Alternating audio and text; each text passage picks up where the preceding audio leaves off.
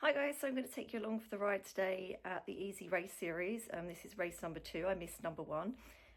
It's at Ipswich on the River Orwell, and I did it last year. Today it's going to be less wind by the looks of it.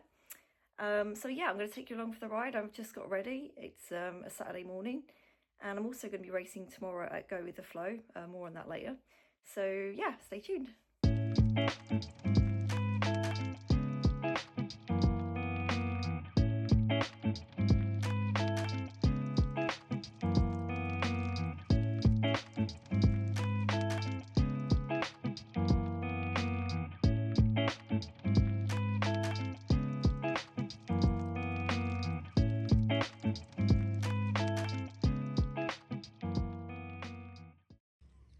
So here we are, all set up. Sun's even made an appearance. Can you believe it, guys?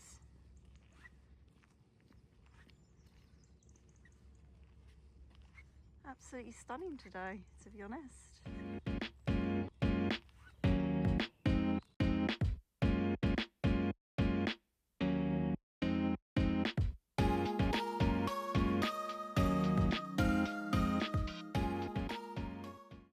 So it's time to warm up, and sun's come out, looking glorious, much better than last year. Last year was absolutely freezing. Yeah, so looking good to go. I've got my Hydro Synergy X paddle here. If you have not tried the new Hydro Synergy X, you absolutely must. And yeah, looks set to be a good race. 10 seconds. 5.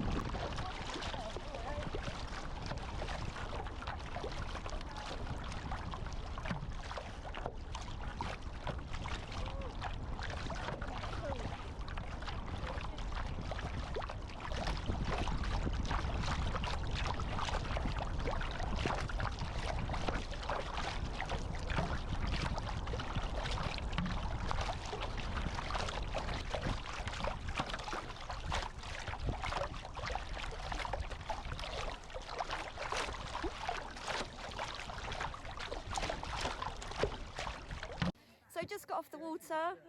Sun did make an appearance, and it looks flat out there. But let me tell you, on the way back we was against tide and wind, and I've personally found that this paddle I've got right now is a little bit long for racing anyway. So to be honest, I need to get a little bit of a shorter paddle. So I don't want to shorten this one because it's great for leisure. But anyway, pleased with what I did, and it wasn't as cold as last year, which is a win. Yeah, so now I'm gonna get changed, get warm, eat some food. And today I tried a Rescue PFD, which I wanted to try because it's smaller, and I found it so much better than my spin lock for racing. So Annie lent me hers. So that's definitely something that I'm gonna get next time, because with my spin lock I'm finding it quite bulky, and to travel with it's quite heavy and takes up suitcase space. So that was really cool to try that out. Yeah. Hi guys, so I'm home and I just wanted to give like a final review of the day, excuse the pyjamas. So yeah, we was quite fortunate in regards to it not being as windy as last year. However, it was deceiving, but you know me, I love a challenge.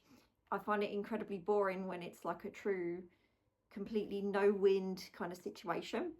So if you didn't know, the river that the race was on is a tidal stretcher river, and it's got the incredible Orwell Bridge, which is really good to look at, as you've probably seen the footage. And for the race fleet, it was my first time doing the race fleet in the EASI series. If you didn't know, East of Anglia SUP initiative is a very friendly, welcoming series of races in East Anglia. And they have a novice for people that have raced under 1 year, which I think is wonderful because it gives you the chance to dip your toes into the water, and you are not allowed a board that is over 14 foot, which also I think is a nice kind of addition, and a shorter course. And then of course you have the race fleet, which is the full course. And today's was a simple race.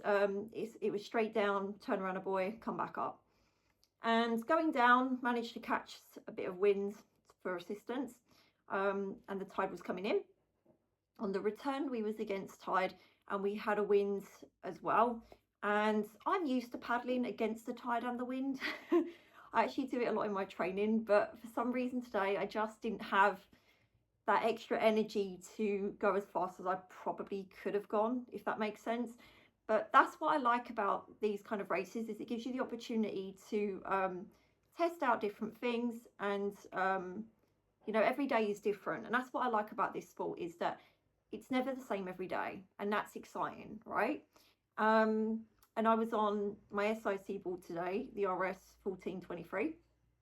I had the Tiger fin in, and my Black Project, by the way, and obviously using my Hydro Synergy X paddle, which is the small blade for those interested. Can't remember the shaft strength. But one thing I really did notice is, and I've noticed this quite for a few months now, is I do feel I need a shorter paddle for racing. And again, if you're not aware of this, there are different paddles, different blades, different shaft strengths, and it can take a while to figure out what you need for certain situations. And for me personally, what I'm noticing with my current paddle is, although I've already had it cut down again, I feel like it could be shorter still, but I don't want to cut this paddle down again, because then I won't be able to use it for leisure paddles. It just wouldn't be appropriate. But you learn these things as you go along. So what happened to me on the return is I was choke holding the paddle a lot, and to kind of, you know, make it feel shorter, and then losing my grip a little bit, because I don't know if you know, but I've got Reynards in my hands, so I had lots of gloves on. That's the tough thing about winter paddling. So yeah, that was one thing I've learned lately. So that contributed to me finding it very difficult to get back on the return leg. But by the way, for you guys that maybe don't know, I used to have the Hydro Flow X paddle with a medium blade. And having had the Hydro Synergy X in the small blade, it's made a huge difference to me in regards to blade size. And the other thing I really, really love about the Synergy X, and I know I've said this before and you're probably bored of it, but it has so much more power in the blade, like a lot more power, especially when I'm in ocean conditions. I can really feel the difference compared to the Hydroflow X. And I'm no expert, guys. I mean, come on, I've only paddled since what was it, August 2022, something like that. And I'm still what I consider a newbie racer, but just giving you my own 2 cents there, because I do get asked that question quite often about the difference in blade. And if you're curious, by the way, in choosing a Black Project paddle, head to the website. There's lots of good information on there. But the other thing I love about it is their team are fantastic at helping you too. So you can always reach out to Chris directly, and he can assist you on any questions that you may have. And of course, there's plenty of retailers around the world where you can go and test some paddles out, even better still, because that's very important in my opinion. Yeah, so I found the return leg a little bit tricky, but I love a challenge. You know, if it was easy going, I would have been quite bored. Really great turnout from our team Frangipani, so that was incredible. It's really lovely to be a part of a team, familiar faces and all that. Also really nice to see other familiar faces from other teams. It's always a great team spirit, and these smaller races, more relaxed. So, you know, I get asked this question a lot from newbies who want to get into racing. These smaller races are fantastic for that. And I'm not dissing the bigger races, but if you're a little bit overwhelmed with a big crowd and a lot of racers together, then starting with these smaller races are absolutely ideal, because it's not as overwhelming, which can be a little bit scary sometimes, depending on, you know, your personality and everything. So, by the way, if you're interested, the next EASI Race will be at Holbridge, a local one to me, hosted by SUP. And then the final one will be hosted by our team Frangipani at Tri-Farm on a lake there. And yeah, that'll be the end of the EASI series. I'm incredibly grateful for the winter in England, because we actually have so many races. So I'm hoping to do Oxford SUP Club again on Saturday. Another really good one that you guys should check out. And yeah, we're spoiled for choice really in the winter, which is kind of funny when you think about it. But obviously, depending on winds and general weather, sometimes they can get moved around, which obviously for safety reasons. Anything else? Oh yeah, oh my god, like this race would not have been possible for me today if it wasn't for Fabienne to get me on my board there. So oh my god, thank you so much, because this one is a little bit out of the way. So that was, I'm just majorly grateful for that. And tomorrow is Go With The Flow, which is a company run by Nick Judd. Another awesome series of events that you should check out, dotted all around. Most people will know them for the Henley Summer Showdown in August, but tomorrow's race is at a location I've not done before, not far from Reading. So yeah, I'll be racing again tomorrow. And for me, what is good about these winter events is getting to test different things out, the start lines and stuff like that, which I forgot to add. The start line today, I actually had a nice time at the start line. GoPro footage to come, I'll probably slice it into this video. But the thing I found a little bit tricky today is, again, I'm just learning to pace myself, learning where to go faster. Especially with my asthma in these winter conditions, which still being looked into while my windpipe goes on fire. And I've been trying different things out, like the buff in my mouth and stuff. But despite it being cold today, it wasn't as cold as Oxford SUP Club this month or the Big Chill Race. So that was great. Feet did go numb, but not as bad. And my calves were much better today, which was a godsend, because I don't know if you guys remember, but my calves were absolutely shocking at the Big Chill. So bad that I almost dropped out the race. For me to say that is quite something. And obviously grateful for my rooster kit, keeping me nice and warm. Again, I like to experiment with different clothes and layering options. And today I would say my layering was spot on. This is something else you've got to think about when you're racing. What you're going to wear? How is it going to feel before the race, during the race and after the race? Having appropriate clothing to put on after the race as well. You know, you never know if you're going to take a dip, for example. And dressing obviously for the water temperature, which I know in summer in England the water isn't that warm, but people do tend to wear, you know, just shorts and a t-shirt even in summer here.